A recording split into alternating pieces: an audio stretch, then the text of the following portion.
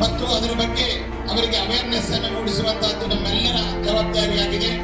ಇದರಿಂದ ನಮ್ಮ ಜೀವನವನ್ನ ಭಗವಂತ ನೀಡಿದಂತಹ, ನೇಚರ್ ನೀಡಿದಂತಹ ಒಂದು ಉಜ್ವಲವಾದ ಜೀವನ ಮತ್ತು ದೇಹ, ಶರೀರ ಇವುಗಳನ್ನ ನಾವು ಕಾಪಾಡಿಕೊಳ್ಬೇಕು. ಇದರಿಲ್ಲದೆ ನಾವು ಹಣವನ್ನು ಕೊಟ್ಟು ಮರಣವನ್ನ ಕೊಂಡುಕೊಳ್ತಾ ಇದ್ದೇವೆ.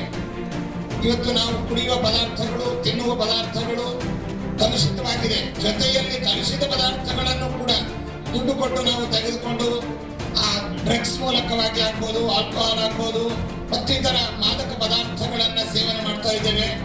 ಇದರಿಂದ ನಮ್ಮ ಉದ್ಧಾರವೂ ಆಗುವುದಿಲ್ಲ, ನಮ್ಮ ದೇಶವೂ ಉದ್ಧಾರವಾಗುವಲ್ಲ, ನಮ್ಮ ಪರಿಸರವೂ ಉದ್ಧಾರವಾಗುವಲ್ಲ. ಆದ್ದರಿಂದ ಇದನ್ನ ನಾವು ತ್ಯಜಿಸಬೇಕು. ಉತ್ತಮ ಸದೃಢ ಸಮಾಜವನ್ನ, ದೇಶವನ್ನ ಕಟ್ಟುವಂತಹ, ಬೆಳೆಸುವಂತಹ ಜವಾಬ್ದಾರಿ ನಮ್ಮ ನಿಮ್ಮ ಮೇಲಿದೆ. ಆದ್ರಿಂದ ಪ್ರಿಯ ವಿದ್ಯಾರ್ಥಿಗಳೇ, ಅದೇ ರೀತಿಯಾಗಿ ಇಲ್ಲಿ ನಡೆದಿರ್ತಕ್ಕಂತಹ ಎಲ್ಲ ಪ್ರಿಯ ಅಧಿಕಾರಿಗಳು, ವ್ಯಕ್ತಿಗಳಲ್ಲಿ ಕಳಕಳಿಯಿಂದ ಹೇಳೋದು ಅಂತಂದ್ರೆ, ನಾವು ಈ ತರಹದ ದುರ್ವ್ಯಸನಗಳಿಂದ, ದುಶ್ಚಟಗಳಿಂದ ದೂರ ಇರೋಣ ಮತ್ತು ಇದರ ಬಗ್ಗೆ ಮಾಹಿತಿಯನ್ನ ಜನತೆಗೆ ನೀಡೋಣ.